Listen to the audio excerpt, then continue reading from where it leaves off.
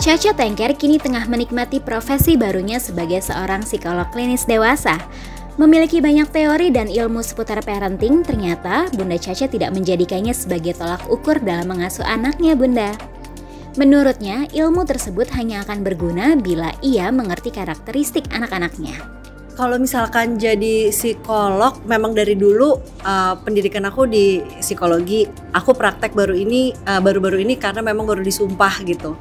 Sebelum-sebelumnya memang udah selalu diterapkan sih sebisa mungkin, tapi balik lagi semua teori atau semua pelajaran yang dipelajarin selama dulu masa studi dan segala macam, menurut aku tetap balikin lagi ke orang tuanya gitu, bahwa aku yang lebih ngerti pasnya untuk anak aku kayak gimana. Jadi nggak ada yang semuanya 100% by the book, dan aku juga memberi ruang untuk aku dan suami aku untuk bikin kesalahan. Ya nggak apa-apa juga gitu kalau kadang-kadang memang kita lagi capek, kadang-kadang kita bikin salah, kadang-kadang kita nggak by the book, walaupun kita tahu pakemnya kayak gimana. Yang penting aku sama Mas Bari selalu menekankan bahwa repair is always possible. Jadi kayak ya kadang-kadang kita buat kesalahan, kadang-kadang nggak sesuai sama textbook, tapi yang paling tahu kondisinya pada saat itu tetap kita sebagai orang tuanya dan tetap kita yang bertanggung jawab. Jadi pengaruhnya besar banget sebenarnya pendidikan aku, tapi nggak jadi tolak ukur itu aku pasti jadi orang yang sempurna, nggak juga gitu.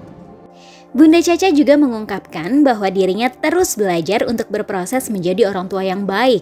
Terbiasa dibandingkan dengan kakak sejak kecil, Bunda Caca mengungkapkan bahwa dirinya tidak ingin melakukan hal tersebut pada kedua putrinya. Itu perlu proses buat aku sendiri ya, untuk tidak membanding-bandingkan dengan orang lain. Itu buat aku butuh memproses diri yang lumayan panjang, karena aku sendiri juga datang dari keluarga dua perempuan gitu. Aku paling deket sama kakak aku, udah pasti dari kecil kerjanya dibandingin terus gitu.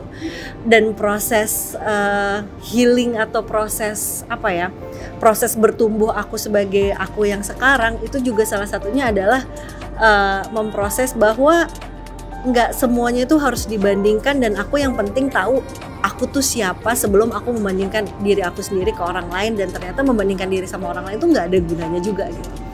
Jadi sekarang aku mencoba kayak yang aku lihat adalah yang dari sebelumnya sama yang sekarang udah lebih baik yang mana gitu. Jadi kalau misalkan anak aku ngelihat anak lain kayak gimana, oh ya udah dia punya kelebihannya sendiri, anak aku punya kelebihan sendiri, bukan berarti harus dibandingkan. Tapi kalau misalkan memang ada tanda-tanda yang aku tahu dari pelajaran aku atau dari studi aku bahwa ini kayaknya tanda-tanda sesuatu yang harus ditelaah lebih dalam, ada kemungkinan masalah ke depannya, aku lebih mikirin ke situnya daripada membandingkan sama anak lain. Karena kayaknya kasihan juga gitu ya, dari kecil udah dibebankan, diharuskan, diwajibkan jadi sesuatu yang belum tentu itu sebenarnya passion dia. Karena tujuan aku punya anak juga bukan buat membentuk orang baru yang aku inginkan gitu, tapi memang aku pengen kasih sayang aku ke anak aku. Jadi tujuannya dulu sih, baru dari situ aku bisa yakin bahwa ternyata membandingkan tuh nggak perlu loh. Bahkan anak pertama sama anak keduanya tuh nggak perlu dibandingkan.